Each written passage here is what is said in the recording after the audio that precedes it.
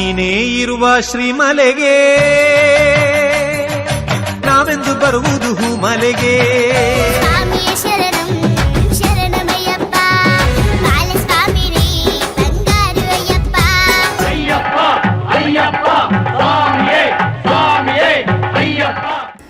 ಅಯ್ಯಪ್ಪ ಸ್ವಾಮಿಯನ್ನ ಭಕ್ತಿಯಿಂದ ಪೂಜಿಸುವುದರಿಂದ ಶುಭ ಫಲಗಳು ದೊರೆಯುತ್ತವೆ ಎಂಬ ನಂಬಿಕೆ ಇದೆ.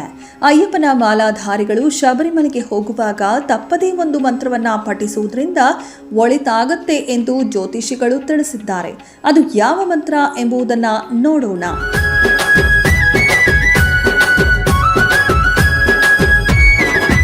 ಅಯ್ಯಪ್ಪ ಸ್ವಾಮಿ ಅಯ್ಯಪ್ಪ ಶರಣಮ್ಮಯ್ಯಪ್ಪ ತಂದೆ ಶರಣಮ್ಮಯ್ಯಪ್ಪ.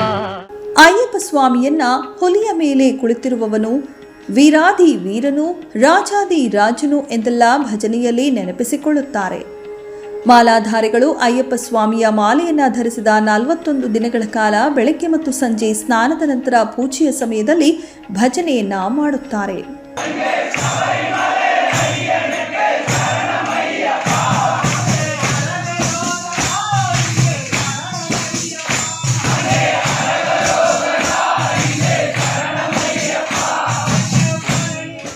ಓಂ ದ್ರುಂ ನಮಃ ಪಾರಾಯ ಗೋಪ್ರೇ ನಮಃ ಎಂಬ ಮಂತ್ರವನ್ನ ಪಠಿಸಬೇಕು.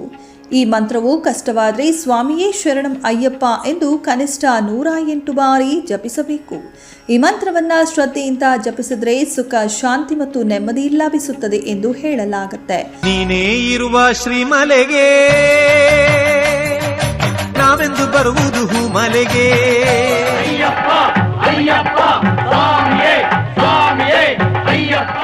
41 ದಿನಗಳ ಅಯ್ಯಪ್ಪನ ವ್ರತ ಮುಗಿಸಿ ಬಂದ ಬಳಿಕ ಕೆಟ್ಟ ಚಟಗಳನ್ನು ಪ್ರಾರಂಭಿಸುವುದರಿಂದ ಕೆಡಕಾಗತ್ತೆ. ವ್ರತಾಚರಣೆ ಮುಗಿದ ಕನಿಷ್ಠ 21 ದಿನಗಳ ಕಾಲ ಮದ್ಯಪಾನ, ಧೂಮಪಾನ ಸೇರಿದಂತೆ ಕೆಟ್ಟ ಚಟಗಳಿಂದ ದೂರ ಇರುವುದು ಉತ್ತಮ.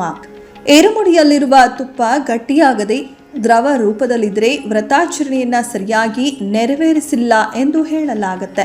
ಆದ್ದರಿಂದ ಅಯ್ಯಪ್ಪನ ಮಾಲೆ ಧರಿಸುವವರು ಶ್ರದ್ಧೆ ಭಕ್ತಿಯಿಂದ ವ್ರತ ಆಚರಣೆ ಮಾಡಬೇಕಾಗತ್ತೆ. ನೀನೇ ಇರುವ ಶ್ರೀಮಲೆಗೆ